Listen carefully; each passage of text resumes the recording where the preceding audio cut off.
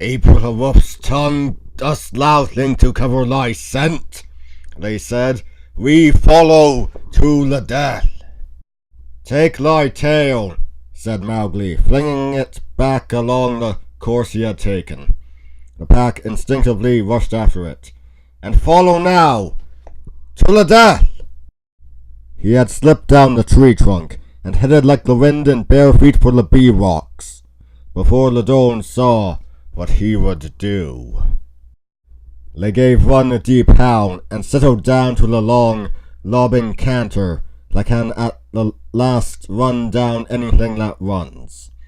Mowgli knew their pack pace to be much slower than that of the wolves, or he would never have risked a 2-mile run in full sight. They were sure that the boy was theirs at last, and he was sure that he held them to play with as he pleased. All his trouble was to keep them sufficiently hot behind him to prevent their turning off too soon. He ran cleanly, evenly, and springily, the tailless leader not 5 yards behind him, and the pack tailing out over perhaps a quarter of a mile of ground, crazy and blind with rage of slaughter. So he kept his distance by ear, reserving his last effort for the rush across the bee rocks. The little people had gone to sleep in the early twilight, for it was not the season of late blossoming flowers. But as Mowgli's first footfalls rang hollow on the hollow ground, he heard a sound as though all the earth were humming.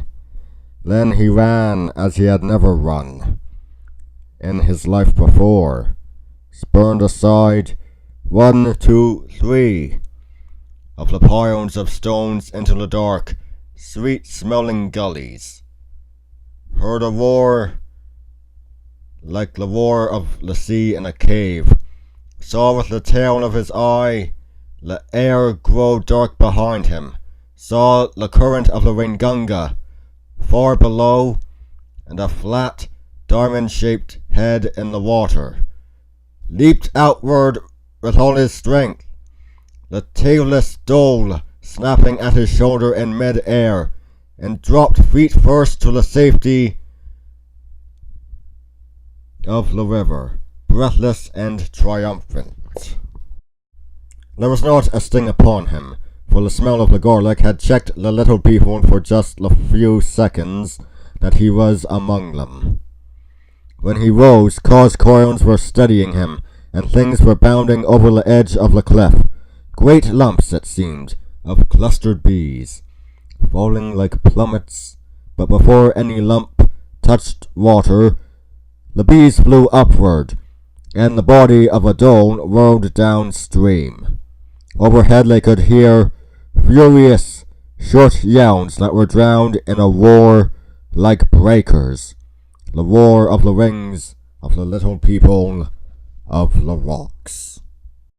Some of the dholes, too, had fallen into the gullies that communicated with the underground caves, and there choked and fought and snapped among the tumbled honeycombs, and at last borne up, even when they were dead, on the heaving waves of bees beneath them, shot out of some hole in the river face to roll over on the black rubbish heaps.